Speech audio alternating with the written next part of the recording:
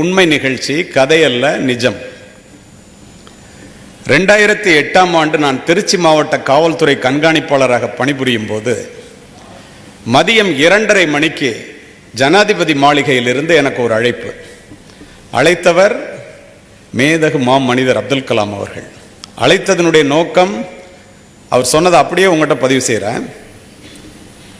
இதை கேட்டிங்கன்னா ஏன் படிக்கணும் அப்படிங்கிறது உங்களுக்கு முழுமையாக விளங்கும். முழுசையும் கேட்டா, உங்கள் திருச்சி மாவட்டத்தில் துறையூர்னு ஒரு ஊர் இருக்கான்னு கேட்டார். இருக்கு சார்.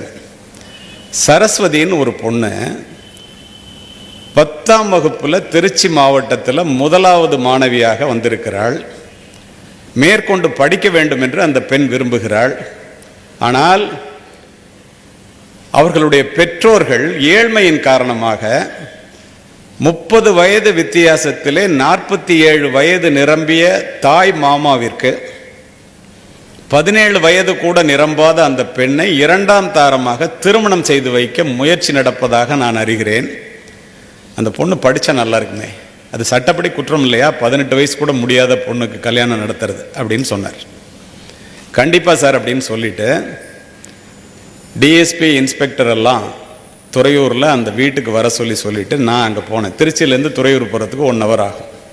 நான் போகிறதுக்குள்ளேயே அந்த பெண் துணை ஆணையர், உதவி ஆணையர் எல்லாருமே பேசி இது சட்டப்படி தப்புன்னொன்னா அந்த அம்மா அப்பா உடனே ஒத்துக்கிட்டாங்க. அடுத்த நாள் நடக்க வேண்டிய திருமணம் ஏழ்மையின் காரணமாக தான் சார், வேறு ஒன்றும் இல்லை.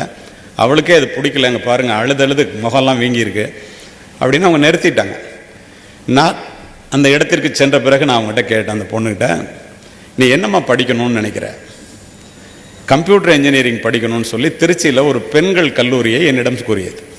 அங்கேருந்தே அந்த பிரின்ஸிபாலுக்கு பேசினேன். நான் அப்ளிகேஷன் போடலாமா, ஆனால் மாவட்டத்தில் 1வதாக வந்திருக்கு, அந்த பொண்ணுக்கு கம்ப்யூட்டர் இன்ஜினியரிங் சீட்டு ஒன்று வேணும் அப்படின்னு நான் சொன்னேன். பெண் முதல்வர் எனக்கு நல்லா தெரியும். ஐயா நீங்களே பேசுகிறீங்க, இன்றைக்கு தான் லாஸ்ட் டேட் அட்மிஷன், நீங்கள் நேராக வந்துடுங்க, நான் அட்மிஷன் கொடுக்க சொல்லிடுறேன், உங்களால் வர முடியலன்னாக்கா உங்கள் பேரை சொல்லுங்கள் அப்படின்னு சொன்னாங்க. மாலைக்குள்ளே நான் அந்த பொண்ணு வருமா அட்மிஷன் கொடுத்துருங்கன்னு சொல்லிவிட்டு அந்த பொண்ணுக்கிட்ட கேட்டேன், சரஸ்வதி உன்னுடைய தேவைகள் 2ம் நிறைவடைந்து விட்டது. பிடிக்காத கல்யாணத்தை பெற்றோர்களை நிறுத்தி விட்டார்கள், பிடித்த படிப்பை நான் பெற்றுக் கொடுத்து விட்டேன். ஆனால் உன்னுகிட்ட எனக்கு ஒரு கேள்வி இருக்குமான்னு. என்னன்னு கேட்டுச்சு. உனக்காக ஜனாதிபதி அப்துல் கலாம் அவர்கள் டெல்லியிலிருந்து பேசினாரே, ஜனாதிபதி மாளிகையிலிருந்து எப்படின்னு கேட்டேன். அந்த பொண்ணு சொன்னிச்சு, ஐயா நான் 8வது படிக்கும்போது என்னுடைய ஆசிரியர்கள் என்னை கல்வி சுற்றுலா அழைச்சிட்டு போயிருந்தாங்க அண்ணாமலை யூனிவர்சிட்டிக்கு. அப்போ அணு விஞ்ஞானியாக இருந்த அப்துல் கலாம் சார் அங்கே உரையாற்றினார். பேசி முடித்தோன்னே கேள்வி கேட்க சொன்னார். நான் எந்திரிச்சு ஒரு கேள்வி கேட்டேன், பெண்களினுடைய முன்னேற்றத்திற்கு அடிப்படை தேவை எதுன்னு கேட்டேன். அவர் எந்திரிச்சு எஜுகேஷன், கல்வி அப்படின்னு ஒரே வார்த்தையில் சொல்லிட்டு உட்காந்துட்டார். அன்றைக்கு புத்தகத்தை எடுத்த நான் அதற்கப்புறம் அதை வைக்கவே நான் நினைக்கல. மாவட்டத்தில் 1 மார்க் வாங்கினேன் 10வதுல. எங்கள் அம்மா அப்பாவே என்னை படிக்க வைக்கலன்னா என்ன பண்ணுறதுன்னு தெரியல. அதோடு மட்டும் இல்லாமல் ஒரு திருமணத்துக்கு ஏற்பாடு பண்ணிட்டாங்க. ராத்திரி பூரா அழுதேன். காலையில் எனக்கு விடை கிடைச்சிச்சு. யாரெல்லாம் கேள்வி கேட்டோமோ அவங்களுக்கெல்லாம் அப்துல் கலாம் சார் ஒரு கார்டு கொடுத்தாரு. அதில் அவருடைய இமெயில் ஐடியும் அவருடைய ஃபோன் நம்பரும் இருந்துச்சு. நான் தான் சார் அப்துல் கலாம் சார்கிட்ட காலையில் 7 மணிக்கு ஃபோனில் பேசினேன்னுச்சு. நாங்கள்லாம் வியந்து போயிட்டோம். அதோடு நின்றிருந்தால் கூட உங்களிடம் நான் இதனை பதிவு செய்ய மாட்டேன்.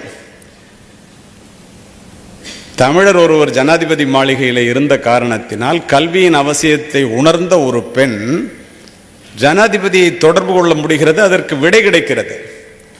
மாணவர்களே, மாணவிகளே, 8 ஆண்டுகள் கழித்து நான் உலகம் முழுவதும் சென்று உரையாற்றுவோம். அமெரிக்காவிலே டல்லஸில் நடந்த வட அமெரிக்க தமிழ்ச்சங்க பேரவையிலே நான் உரையாற்றி விட்டு கீழே அமர்கிறேன். ஒரு பெண் மேடைக்கு சென்று ஒரு 2 நிமிஷம் பேசணும் அப்படின்னு கலிஃபோர்னியாவிலேருந்து வந்திருக்கேன், நானே டிரைவ் பண்ணிட்டு வந்திருக்கேன், கண்டிப்பாக எனக்கு பர்மிஷன் வேணும்னு கேட்குது. பர்மிஷன் கொடுத்தாங்க. அந்த பொண்ணு மேடைக்கு போய், நான் மைக்ரோசாஃப்ட் கம்பெனியில் வேலை பார்க்குறேன், என்னுடைய 1 மாத சம்பளம் 3.5 லட்சம் ரூபாய், என்னுடைய கணவர் இவர் தான் மேலே கூப்பிட்டு இவர் என்னை விட சம்பளம் குறைச்சி வாங்குறாரு, எங்கள் அம்மா அப்பா இவங்க தான் சொல்லி கிராமப்புறத்தை சேர்ந்த 2 அம்மா அப்பா மேலே வர்றாங்க. இதெல்லாம் எதுக்குமா சொல்கிறேன்னு நிகழ்ச்சி ஏற்பாட்டாளர்கள் சொல்கிறாங்க. எல்லாருமே ஆச்சரியமாக பார்த்துட்டு இருக்கோம், நான் உட்பட. அந்த பெண் என்னிடம், ஐயா கலியமூர்த்தி அவர்களே, என்னை நீங்கள் மறந்திருக்கலாம், மேதகு அப்துல் கலாம் அவர்களையும் உங்களையும் என் வாழ்நாளில் நான் மறக்கவே முடியாது. ஏனென்றால் நான் தான் துறையூர் சரஸ்வதி என்று கூறியேன்.